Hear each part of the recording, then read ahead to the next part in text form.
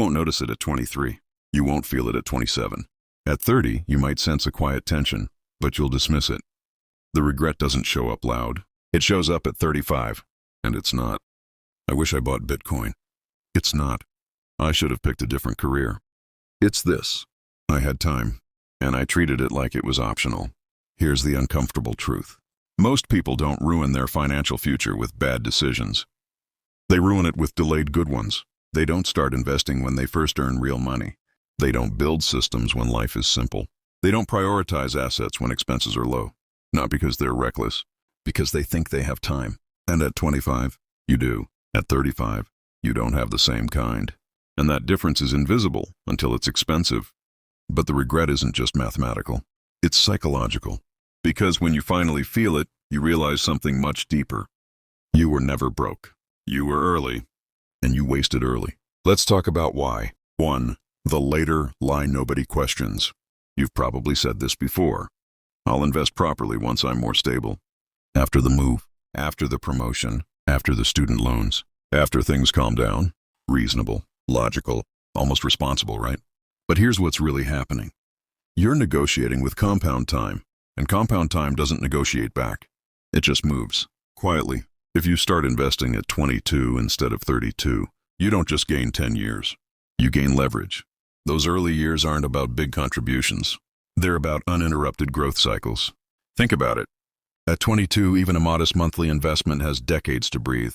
At 32, that same amount has to work harder. At 35, you start calculating catch-up strategies. And here's where it stings. Most people at 35 aren't broke. They're earning well, maybe 6 figures in the US, solid income in Canada, decent career path in the UK or Australia. But they look at their investment accounts, and it's underwhelming because they waited until they felt ready. And readiness is a moving target. Pause. Be honest with yourself. If you haven't started investing seriously yet, what exactly are you waiting for? More income? More clarity? More confidence? Or are you waiting for a version of you that magically feels adult enough? Here's the quiet reality. You don't feel ready. You become ready by starting. And delay compounds, just like money does. But this is where it gets more subtle. Because delay rarely happens in isolation. It usually pairs with something else. Something that feels like progress. 2. Lifestyle inflation, the polite trap. You get your first real salary. It feels good. You upgrade your place. You travel more. Better clothes. Better dinners. Maybe a nicer car. Nothing extreme. Just leveling up. It feels earned. And honestly, it is. But here's the structural problem. Every upgrade increases your monthly baseline. Your survival cost rises. And when your lifestyle rises with your income, your margin stays flat. That's the trap. You're earning more, but you're not freer. You're just more comfortable. There's a difference. At 25, lifestyle upgrades feel harmless. At 35, they feel sticky. Because by then, your fixed costs aren't flexible anymore. Rent is higher, subscriptions everywhere, car payments locked in, maybe a mortgage. Now imagine something uncomfortable. If your income stopped tomorrow, how long could you maintain your current life without stress? Not downsizing, not panic selling assets, just maintaining. 6 months? 3? 1? If that question feels heavy, that's awareness. Most people build a life that requires constant income before they build assets that generate income.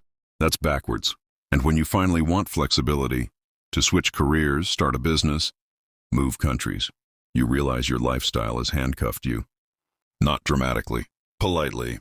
This is where regret starts forming. Not because you lived well, but because you never built a parallel asset system quietly in the background. And here's the deeper issue. Lifestyle inflation doesn't just cost money. It costs time. Because higher expenses mean higher dependency. Higher dependency means lower risk tolerance. Lower risk tolerance means delayed investing. See the loop? That's how 10 years disappear. And we haven't even touched the psychological layer yet. 3. The identity gap. Somewhere in your 20s, you decide what kind of person you are. I'm ambitious. I'm creative. I'm entrepreneurial. I'm corporate. But very few people say, I'm an investor. And that matters more than you think. Because investing isn't a tactic, it's an identity. If you see yourself as someone who makes money, but not someone who keeps and multiplies money, you'll always prioritize income over assets. Income feels productive. Investing feels slow. Income gets applause. Investing gets silence. So you focus on the visible wins. Promotions, raises, new roles. Meanwhile, investing stays on the to-do list, something you'll get serious about later. But here's the uncomfortable truth. At 35, income without assets feels fragile. Because income is effort-dependent, assets are time-dependent. And if you don't build the second while you're building the first, you'll always feel like you're sprinting, even at a high salary. This is the regret nobody warns you about. You look successful on paper, but internally you feel behind. Because you know you're still trading time for money. And the older you get, the heavier that trade feels. Especially when you see peers who started earlier. Not flashier, just earlier. Open loop. But there's one more layer. The most expensive one. And it has nothing to do with ego. It's about optionality. For the cost of lost optionality, opportunity cost is invisible. You don't feel it when you skip investing at 23. You don't feel it when you prioritize lifestyle at 26. You don't feel it when you wait until 30 to figure it out. But at 35, you start to see what could have been. Not yachts, not mansions. Freedom. The ability to take a sabbatical, start something risky, move cities without fear, help family without financial strain, say no to a toxic job. That kind of freedom is built early, quietly, with boring, consistent investing. If you delay that by 8-10 years, the math shifts dramatically. Now you need higher contributions, more aggressive strategies, more stress, and risk feels heavier when you have more responsibilities. Kids, mortgage, aging parents. At 22, volatility is a shrug. At 35, it's anxiety. This is where regret sharpens. Because you realize something brutal. The market didn't punish you. It just moved without you. And time doesn't refund unused years. Pause here. Imagine two versions of you at 35. Version 1. Started small at 22. Automated investments. Ignored noise. Let compounding do its thing. Version 2. Waited until 32. Focused only on career. Upgraded lifestyle. Started investing seriously later. Both earn similar incomes. But one feels calm. The other feels like they're catching up. Same salary. Different timeline. And timeline is everything. 5. The emotional reality at 35. Let's make this real. At 35, the regret doesn't show up as panic. It shows up as quiet comparison. You see someone your age take a year off, start a company, downshift careers, invest confidently during downturns, and you wonder, how are they so relaxed? Often the answer is simple. They started earlier, not smarter, earlier. And here's what makes it sting. You were capable of doing the same. You just didn't, because no one made urgency feel real in your 20s. Everything felt far away. Retirement, far away. Financial independence, far away. Stability, you assumed it would naturally arrive. But stability isn't an event. It's a system, and systems need time. That's the regret, not ignorance, not failure, just delay, and delay compounds silently. Now let's shift this, because this isn't about guilt.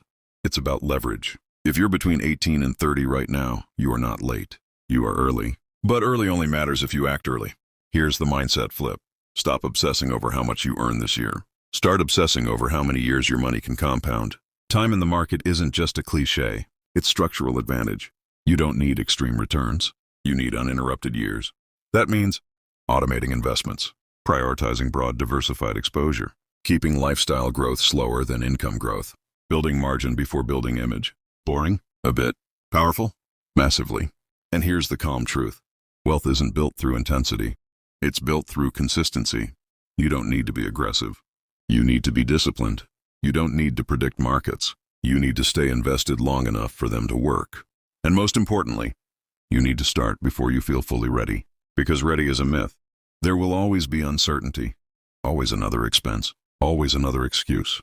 But the earlier you build the system, the less emotional everything becomes. Investing becomes background. Freedom becomes realistic. And 35 becomes calm, not regretful.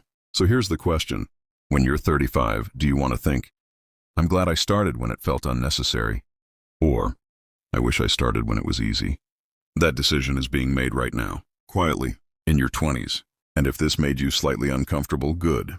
That discomfort is awareness. And awareness is leverage. But there's another risk most people ignore. Even if you start investing early, if your financial structure is fragile, one emergency can reset everything. That's the next piece you need to understand. Watch your one emergency away from reset. Because time builds wealth, but resilience protects it. And when you combine both, that's when money stops being stressful and starts being controlled. I'll see you there.